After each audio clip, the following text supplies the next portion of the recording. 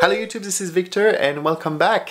Today is the second part of the journey of becoming a flight attendant. So last week I've tried to put a seed in your brain asking if you would consider changing career, maybe becoming a flight attendant.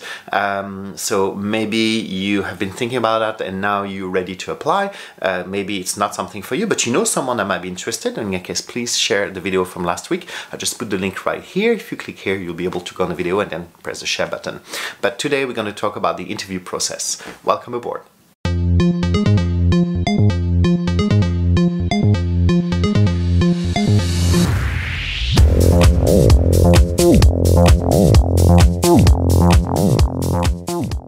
So if you're new to my channel, if you just find him randomly, my name is Victor, I'm a flight attendant. I've been flying for quite a few years, and every week on my channel I post about travel tips. So I share some travel tips, how to travel in better conditions, but also some stuff around the life of a flight attendant. So I started a series last week about why becoming a flight attendant, and this week we're going to talk about the interview process.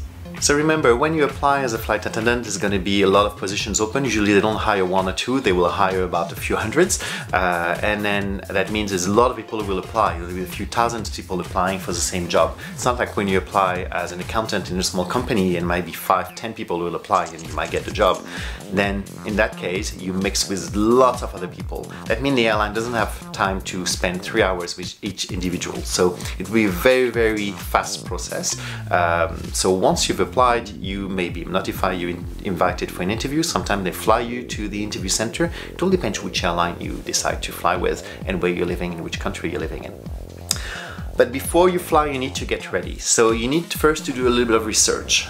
You need to know the values of the airline and also what's a mission statement. Many companies have this kind of stuff nowadays. So do a little bit of research. If you know someone who works for this airline, you might be able to find it. Sometime in a corporate website of the company, you might be able to find it too.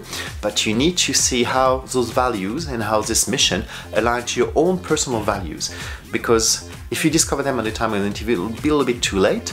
If the interviewer asks you how you align to the airline's value and you have no idea and you're going to look like a rabbit with lights in the face, that won't be good and you'll be out. So do some research, speak with someone who flies for the airline, check online, but make sure you're fully prepared. During the interview, you will have to go through your resume.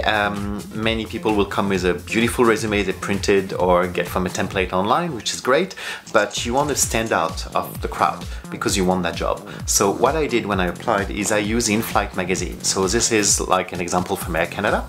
I used In-Flight magazine, scanned the first page, did some Photoshop work, and if you don't know Photoshop, you can find someone who can help you on that. It's probably someone who knows Photoshop around you. And then I became the cover page, and I was acting like I was the cover of the magazine. Inside, I only have 4 pages, just every part of the cover, and then I'll explain how my values align to the one of the airline. So they already have all the information, and it kind of stands out. It looks like I already do something. I'm already branded with the airline, so it can help you. Also inside, I just had my resume attached in 2 extra pages. So it was not the full book, it was only the cover and then my resume inside and the mission statement inside each page. Now, how are you going to dress up? You need to dress up as a flight attendant. You can come with jeans and sneakers if you want, but you might be quite surprised and might not get a job. So don't waste your time. Just look online, look what the airline's uniforms are, and try to find something that's matching. They need to see that you can be one of them. They need to see you as a flight attendant the minute you walk inside the building. So I don't mean like don't try to get a copy of the uniform, that's not the point, but try to get something similar. For example, you're applying for Air Canada. Air Canada colors have been blue for years and now they're moving into a kind of dark gray. So try to get a suit that match those colors. If you're applying for Air France, they wear Christian Lacroix, so I'm not asking you to wear Christian Lacroix, it's quite expensive, but you can get something blue, and if you find a small red belt to put around the waist, that will be perfect and you will look like one of them. Grooming. Grooming is important. Make sure your nails are clean, make sure your makeup, if you're a woman, match the airline standards. So again, if you know someone who works for the airline, you might be able to find information, which kind of color. Don't take something too bright. You don't want to be looking like you just came out of a paint pot, so it needs to look kind of natural. Many airlines like their hair up, so if you got hair, it's not my case, but if you got, make sure you have a bun behind. Just look like a professional flight attendant at the minute you walk inside the building. So it's D-Day, you just arrive at the interview center and the stress is very high. You're outside the building. The last thing to do before you check yourself is switch off your mobile phone. I'm not saying put it on silent, you switch it off. You don't want to be distracted by your phone the entire time you're over there. Your attention is 100% on what's happening around you. You need to observe and see what's happening because you're getting observed too. There's going to be the interviewers, but there will be also the airline staff who's working around the recruitment will be looking after people and they'll be checking everyone. If they see you all the time on your phone playing or taking selfies and everything, they don't want someone like that on the plane. They want someone to interact with everyone. So you need to have your phone off so there's no distraction. Your smile needs to be taped here. You keep your smile on the whole time because the airline wants someone who's smiling the whole time with the passengers. So we want the passengers to feel welcome when they get on board. So keep your smile the whole time, the minute you're walking in until the minute you're out of the building. And even if you're in the toilet in a cubicle, you can keep smiling because then you'll forget.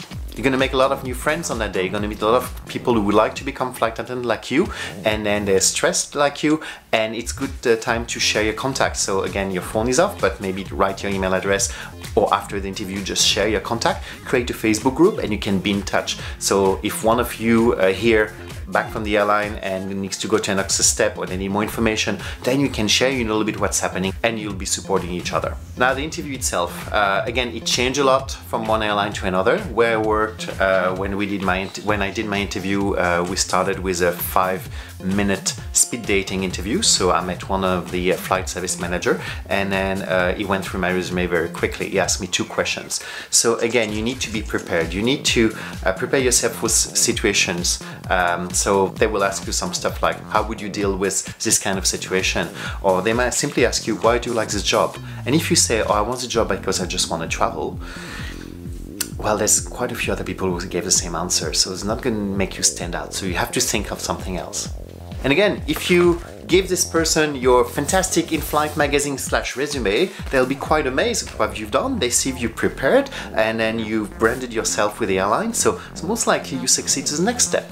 So in my case, the next step was a group exercise. So we had to, they gave us a situation. It was 10 of us in a room plus 2 managers observing us, and we had to find a solution all together. So we all have to defend our opinion. What the airline is looking at is not, there was no right or wrong answer to the situation. They were just checking how we interact together, how we listen to each other, and how also we defend our point. It's very important when you do this kind of exercise that you actually listen to everyone, you bring your point, and if you see someone has been too shy, bring this person part of the group and make sure this person is integrated. You're working as a group. Even though you have to find a solution with some strangers, remember, flight attendant, we work with different crew each flight, and in case of an emergency, a medical emergency, you have to deal with someone you didn't know 20 minutes ago, but you still need to work together and find the solution together. And in my case, there was a third step. In my case, it was not the same day, I had to go back, but if you've been flying to the interview center, they might do everything on the same day, or again, it might be a slightly different process. We had a 45 one-on-one interview with a manager, and then we went through a lot of questions. I was bombarded with questions. It was situation, how would you deal with conflict with 2 crew? How would you deal with this? How would you deal with this passenger situation? So you have to be ready, and again, the best way is to observe flight attendant when you fly, and also to speak with existing crew, so they'll give you those tips, and because I went probably through those kind of situations. This will also be the time when you have to go through your resume. So again, it's time you use this fantastic tool. And then the day is over, you go home, you can unfasten your smile from your face, you can put your phone back on and go back to your cyber life, and then just have to hear back from the airline. So it may take a little bit of time, because again, they're going through a lot of people, they want to choose the best. So once they've made the selection, you will hear back from them, and if you're successful, well, get ready for a big life change, because the next step will be the training, and that's what we're going to cover next week's video. So to know more about the training of a flight attendant, please subscribe. If you hit the small bell, also you'll be notified when there's a new video. Doesn't mean you have to watch it, but at least you know this video is ready for you to watch whenever you feel like it. If you like this video, you can give it a thumb up, and then I'll see you next week and we'll talk about training. Bye!